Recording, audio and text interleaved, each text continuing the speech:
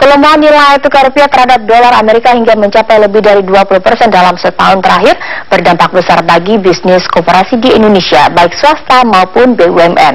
Untuk mengantisipasi potensi rugi kurs, pemerintah mendorong BUMN segera melakukan transaksi lindung nilai atau hedging rupiah terhadap utang dan pinjaman perseroan.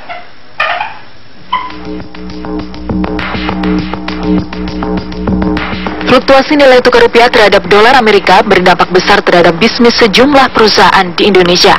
Tidak hanya perusahaan swasta rugi kurs, juga dialami sejumlah BUMN, terutama BUMN yang memiliki utang dalam mata uang dolar Amerika, diantaranya PLN, Garuda Indonesia, dan Pertamina.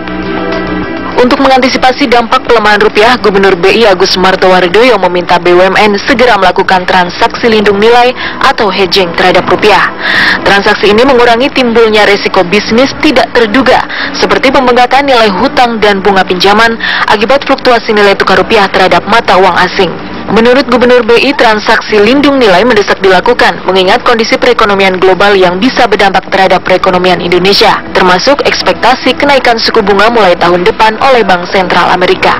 Gubernur BI juga menegaskan transaksi lindung nilai bukan merupakan kerugian negara selama dilakukan sesuai peraturan undang-undang. BUMN cukup banyak yang mempunyai pinjaman luar negeri, tetapi penerimaan daripada usahanya bukan dalam falas, sehingga mereka perlu melakukan lindung nilai atas risiko nilai tukar. Selama itu dilakukan dengan taat azas, itu bukan merupakan kerugian negara. Sementara itu, agar tidak ditafsirkan sebagai kerugian negara, pemerintah yakni Kementerian Keuangan, BPK, dan Bank Indonesia tengah merumuskan sebuah payung hukum untuk melindungi transaksi lindung nilai. Aturan itu akan terbit dalam waktu dekat. Berdasarkan data Bank Indonesia, dari total 138 BUMN, baru 2 yang telah melakukan transaksi lindung nilai, yakni kesepakatan antara Garuda Indonesia dan BNI senilai 500 miliar rupiah dalam jangka waktu 3 tahun.